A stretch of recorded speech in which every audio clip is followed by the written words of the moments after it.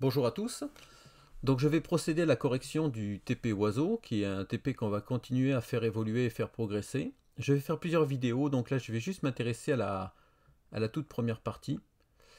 Donc j'ai mis en ligne ici la correction, donc c'est le même diapo à part que vous avez la correction sur certaines parties. Je vais aller assez vite sur la première, mais pourquoi j'ai pris une base oiseau? Donc l'idée c'était de vous confronter à un univers que vous n'avez pas l'habitude pour la majorité, sortir un peu de la zone de confort des articles, quantité, prix hors taxe, etc. qu'on a déjà vu et revu. Vous serez souvent amené, lorsque vous allez faire de l'analyse, à être confronté à un univers peut-être que vous ne connaissez pas, et donc il faudra rentrer dedans. Ici, pour rentrer dedans, je vous ai envoyé un lien sur la classification scientifique des espèces, qui n'est pas particulier aux oiseaux, mais toutes les espèces animales. Donc vous expliquez un petit peu qu'est-ce qu'un ordre, une famille, un nom latin, etc. C'est très important de l'avoir lu, peut-être pas en entier, mais au moins en grande partie. Sinon, vous n'allez pas comprendre la suite du TP. Ensuite, je vous ai fourni sur le site donc la liste des oiseaux du monde, donc 9912 oiseaux pour l'instant, donc à date de 3-4 ans, donc il y en a peut-être un peu plus maintenant, qui ont été découvertes.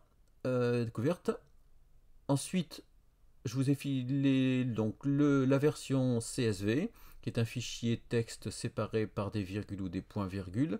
Ici, c'était des points-virgules, s'il me semble bien. Et la version Excel. Vous utilisez l'une ou l'autre, peu importe. Ça n'a pas trop d'importance. Et donc, normalement, après, vous arrivez donc à ce fichier. Donc, moi, je vais partir du fichier Excel, mais on aurait pu partir du fichier CSV. Donc, vous arrivez donc sur ce fichier Excel. Alors c'est pareil, si je suis parti de là-dessus, c'est que je me suis rendu compte quand j'allais visiter les stagiaires en entreprise, alors c'est un peu moins vrai depuis quelques années, que beaucoup d'entreprises avaient des feuilles Excel sur lesquelles ils travaillaient pour les clients, les articles, etc. et qui voulaient passer à la base de données pour avoir quelque chose en ligne, enfin pour X ou Y raison. Et donc on peut pas repartir de zéro, puisque là, comme par exemple, vous avez quand même un certain nombre d'espèces d'oiseaux, on ne va pas tout ressaisir. Donc c'est partir d'une feuille Excel et la transformer en base de données relationnelle. Alors justement, la première question est, est-ce que c'est une table d'un point de vue Meurize? En fait, la réponse, elle est simple. C'est une table dans le sens où il y a des lignes et des colonnes. Mais si on regarde bien, c'est quoi ici la clé, puisqu'on parle ici de table, donc on va parler de clé. La clé, ça sera le nom latin. Donc si vous allez lire Wikipédia, vous verrez que le nom latin identifie une espèce. Donc ça sera la clé. Après, à partir de cette clé, on obtient le nom français. Autruche d'Afrique, j'ai un peu zoomé là, Nardou d'Amérique, Émeu d'Australie. Voilà. Donc on obtient à partir de la clé la propriété. On pourrait également obtenir le nom anglais, mais on a dit qu'on ne le garderait pas, donc on supprimera cette colonne. Et on obtient également une famille. Une espèce appartient à une famille, à chaque fois. Les familles étant différentes, si vous listez, vous verrez que vous en avez pas mal. Et puis après, on voit qu'on a ordre. Ok. Sauf que, si on regarde d'un peu plus près, on se rend compte que pour ces familles-là, à chaque fois, j'ai le même ordre. Et que plusieurs familles, en fait, ont le même ordre. Or, si la famille me donne l'ordre, j'ai ce qu'on appelle une dépendance fonctionnelle parasite. Donc, il faudra regarder à nouveau le cours. Normalement, il n'y a que la clé, il n'y a que l'identifiant qui doit me donner les autres champs. A donne B, etc. Si A donne B et que B donne C, on l'avait déjà vu, dans ce cas-là, on a une dépendance fonctionnelle parasite et ça veut dire qu'il faut introduire une nouvelle table.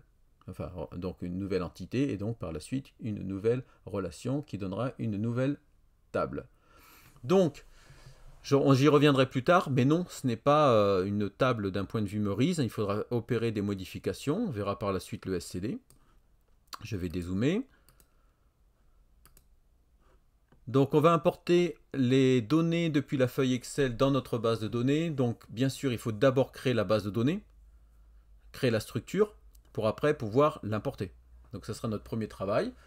Alors on ne va pas faire s'habiller en tête, on va d'abord faire le SCD, réfléchir justement à comment on organise pour que ça soit un modèle relationnel, pour après pouvoir faire des requêtes SQL et puis travailler dans des bonnes conditions. Bien sûr que si vous importez la table comme ça fonctionnera, mais vous n'êtes pas en modèle relationnel.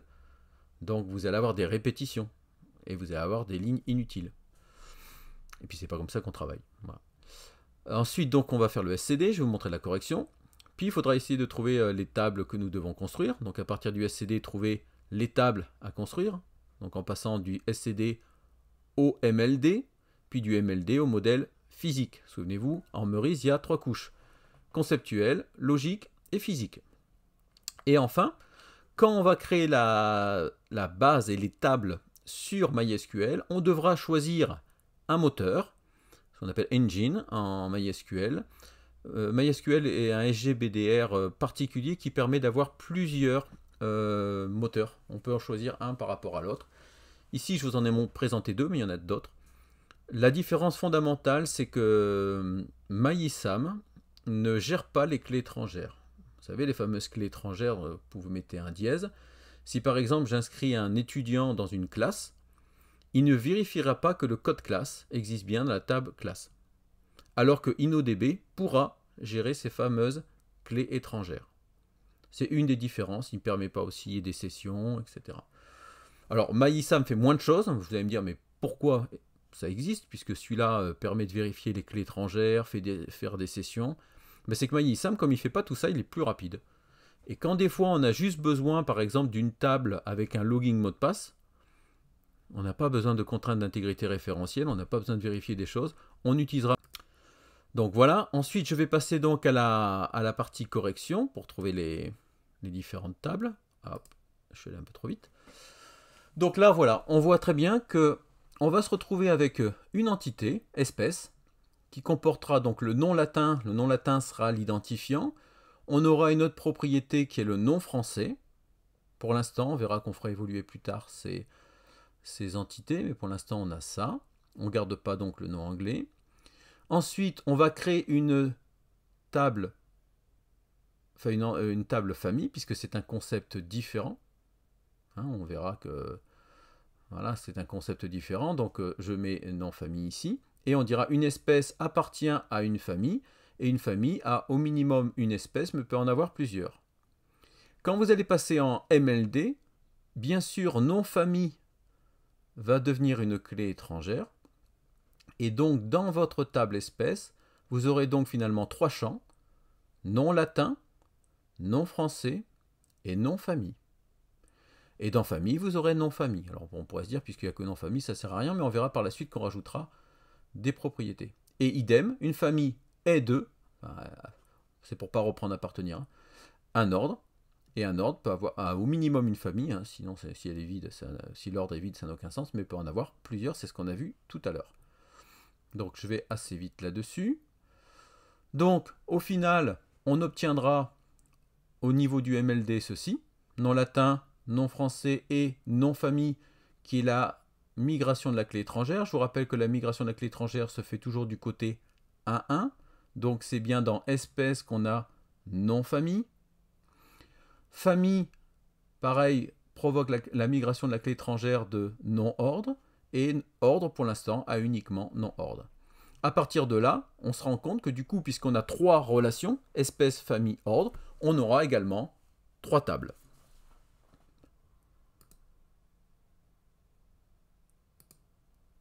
Alors, là, ça je vous laisserai lire, hein, je ne vais pas faire la lecture. Sur la correction, je vous ai donc mis les avantages et inconvénients de MyISAM et InnoDB pour voir la différence. Ensuite, je vous explique également, donc là on voit bien qu'on a le moteur InnoDB. On verra par la suite qu'on a également l'encodage, on y reviendra. Hein. Quand je vous ai demandé de vérifier les accents, il faut effectivement, si vous n'avez pas les bons accents, c'est qu'il y a un problème d'encodage. Donc normalement il faut utiliser UTF-8, qui est le nouveau encodage officiel et puis le plus utilisé. On va donc ensuite créer, et je m'arrêterai là-dessus parce qu'après je vous ferai une autre vidéo pour montrer comment j'ai fait pour créer la base oiseau et importer, mais on va créer une base oiseau, et ensuite on va créer les tables utiles, on a vu qu'il y en avait 3, en utilisant le moteur InnoDB. Il y a donc un nom de, par exemple, nom français, on va utiliser varchar. Varchar, c'est de type caractère. La différence entre varchar et char, c'est que comme son nom l'indique, varchar, c'est variable.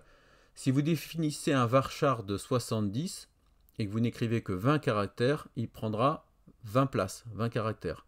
Si vous écrivez char 70, il prendra toujours 70 emplacements, quoi qu'il arrive et quoi que vous mettiez dedans.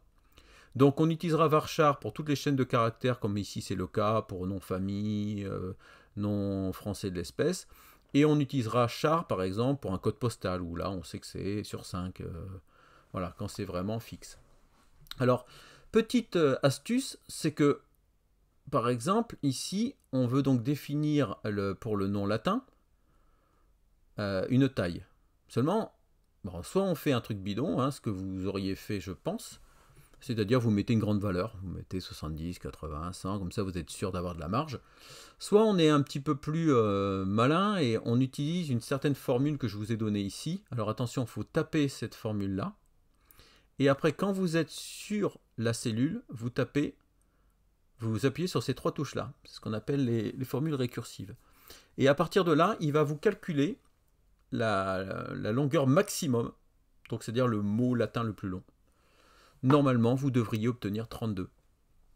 Donc on prend une petite marge au cas où des espèces arriveraient et dépasseraient, on rajoute 3 et donc on obtient 35. Voilà, bon. Ça, donc c'est-à-dire qu'il faut au moins, enfin si vous avez pris plus ça marchera, mais si vous prenez moins de 32, ça va tronquer. C'est-à-dire que votre nom latin ne sera pas complet et il vous manquera les derniers caractères du nom latin.